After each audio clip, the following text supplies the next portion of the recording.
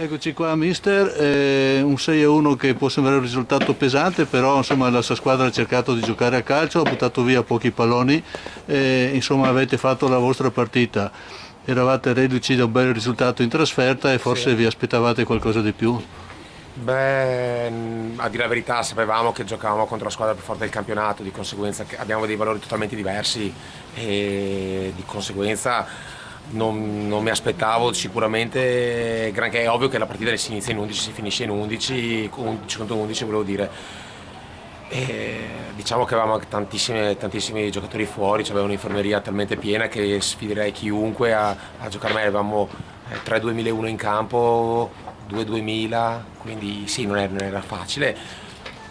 Ecco, è andata così, insomma, diciamo, mi accontento del primo tempo in cui comunque non avevamo fatto malissimo, ecco. Se avete preso due gol su delle ingenuità, insomma lì si paga un po' Sì, di inesperienza. l'esperienza, tenendo presente che abbiamo in difesa abbiamo 2,98, un 99 e un 2001, quindi sì, paghiamo delle ingenuità. Infatti abbiamo preso i primi due gol proprio ingenui. Poi il terzo gol, cioè ragazzi, io per primo ho battuto le mani. Quando uno vanno a far gol giocando di prima, partendo da metà campo, cosa si può fare? Si può solo battere le mani, ma noi dobbiamo migliorare su quelle ingenuità. Poi sicuramente noi i punti dobbiamo farli contro altre squadre, non oggi, diciamo non domenica prossima andiamo a Oderzo.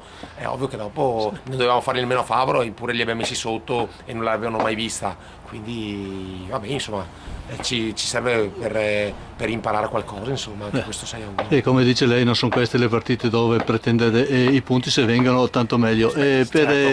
In chiusura, ho visto che ha sostituito il numero 10, il vostro numero Sì, 10, che era il giocatore un po' tecnicamente più talentuoso. forte. Sì, tenendo presente che non si è mai allenato questa settimana perché aveva l'influenza intestinale, infatti ha dovuto andare in bagno, di conseguenza ha Ah, avuto per quello, perché non sì, si riusciva a capire no, non poteva, mi aveva chiesto il cambio, non riusciva più a stare in a far campo, campo. insomma, quindi lo dico anche col sorriso, purtroppo ho dovuto andare in bagno. Bene, allora grazie mister e Ci auguri per mancherebbe. il proseguo del campionato. Grazie.